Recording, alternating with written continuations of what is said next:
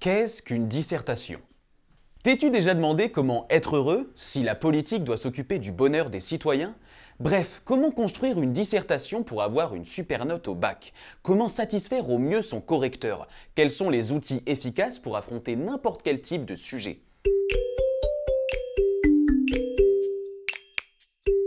Bienvenue chez Monsieur le Professeur pour une série de vidéos méthodologiques concernant la dissertation et le commentaire de texte en philosophie. Ce sont des professeurs de grande qualité qui les rédigent, ceux qui donnent aussi les cours particuliers. Nos principes, excellence et exigence. Nous sommes ambitieux pour toi. On s'accroche. Le mot de dissertation peut faire peur et c'est bien normal. Pourtant, cet exercice, lorsqu'il est correctement expliqué, n'a rien d'insurmontable. Tout le monde peut réussir sa dissertation de philosophie avec de l'aide et avec du travail personnel. Une dissertation est une réponse à une question. Disserter, c'est répondre à une question qui est explicitement posée. D'ailleurs, les sujets qui seront donnés au baccalauréat de philosophie seront forcément sous la forme de questions. De quel type de questions parle-t-on? Examinons les suivantes. Revient-il à l'État de définir ce qui est juste? Être libre, est-ce n'obéir à personne? Et l'art peut-il changer le monde? On le voit tout de suite, ce sont de grandes questions qui peuvent être tout à fait intimidantes. Comparons-les avec d'autres questions. Quelle heure est-il? Aimes-tu la glace à la vanille? Combien font 2 et 2? Ces petites questions appellent des réponses simples et immédiates. Il n'y a pas besoin de se prendre la tête pour y répondre. En philosophie, ce sont en revanche des questions qui appellent des réponses plus approfondies. C'est précisément cela qui fait l'intérêt de la matière. L'élève doit prendre le temps de réfléchir avant de répondre. Et sa réponse, sa dissertation, ne doit pas être trop courte. Quelles sont alors les différentes propriétés de cette réponse aux questions philosophiques posées? Pas besoin de prendre en note mes explications. Sur le site Monsieur le Professeur, tu peux retrouver l'intégralité des textes dans un fascicule numérique. C'est un très bon support écrit que tu reçois en 24 heures. On a même ajouté une vingtaine de questions inédites. Comment faire original pour gagner des points? Comment parler d'une œuvre ou d'un auteur qu'on n'a pas lu? La dissertation n'a pas d'utilité que pour l'examen du bac. Elle permet d'aiguiser son argumentation, son esprit de discernement et son esprit critique, d'apprendre à penser contre soi-même. Tout d'abord, pour être en mesure de répondre de manière approfondie à une question comme « Être libre, est-ce n'obéir à personne ?», on voit tout de suite qu'il y a un effort d'analyse préalable à faire. En effet, il est impossible de traiter correctement cette question si l'on ne se penche pas sur le sens des mots présents dans l'intitulé du sujet. En l'occurrence, comment définir « être libre », c'est-à-dire plus simplement qu'est-ce que la liberté? Et qu'est-ce au juste que l'obéissance? Tout le monde comprend qu'il n'y a pas besoin d'analyser les propriétés gustatives de la vanille pour répondre à la question « Aimes-tu la vanille ?» Pas besoin de disserter sur la vanille pour choisir ses boules de glace l'été à la plage.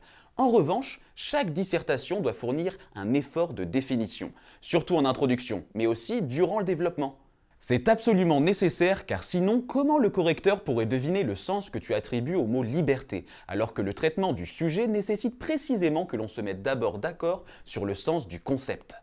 Ce n'est pas au correcteur de deviner ce que tu entends lorsque tu emploies des mots comme liberté, art, justice, religion. C'est à toi de lui montrer que tu as compris que la question posée implique justement de définir des concepts dont la définition importe énormément pour ne pas répondre à côté. Ta réponse doit être l'occasion d'examiner un problème. En effet, ta réponse, c'est-à-dire ta dissertation, ne peut pas être une réponse immédiate, comme si elle allait de soi, comme si la réponse était évidente.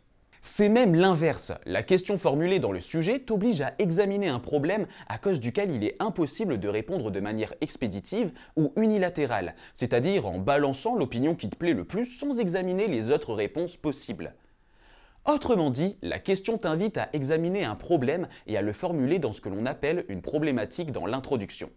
Derrière chaque sujet, derrière chaque question, il y a toujours un problème philosophique.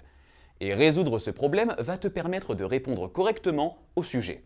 Comment trouver le problème qui se cache à l'intérieur du sujet? Il suffit d'avoir fait ce travail d'analyse des définitions du sujet pour tomber dessus. Ainsi, le problème découle naturellement de l'étude des définitions. Prenons un exemple. Être libre, est-ce n'obéir à personne? Grâce à l'analyse des termes du sujet, on se rend compte que le problème de ce sujet est bien la définition de la liberté.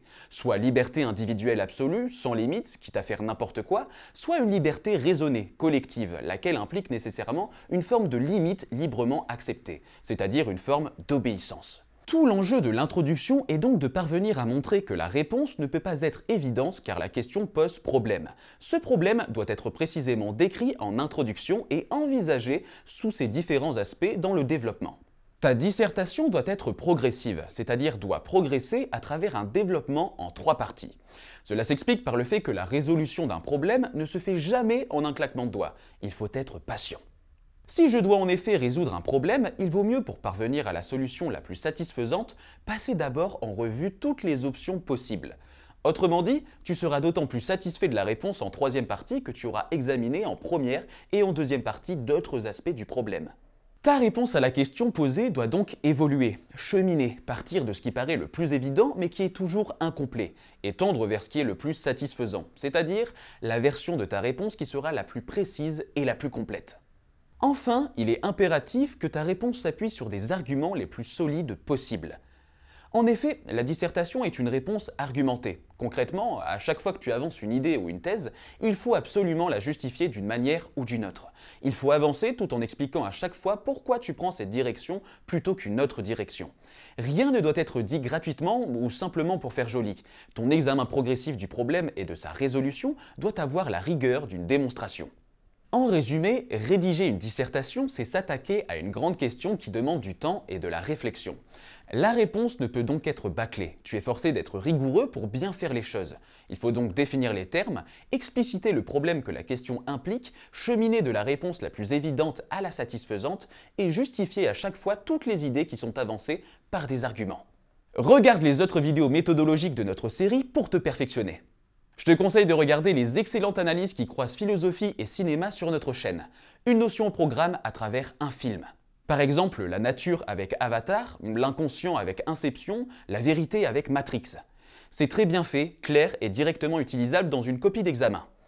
C'est un professeur au lycée et membre du jury de bac qui les présente. Ça donne envie d'aimer la philo et ça te donne du contenu en plus de la méthode.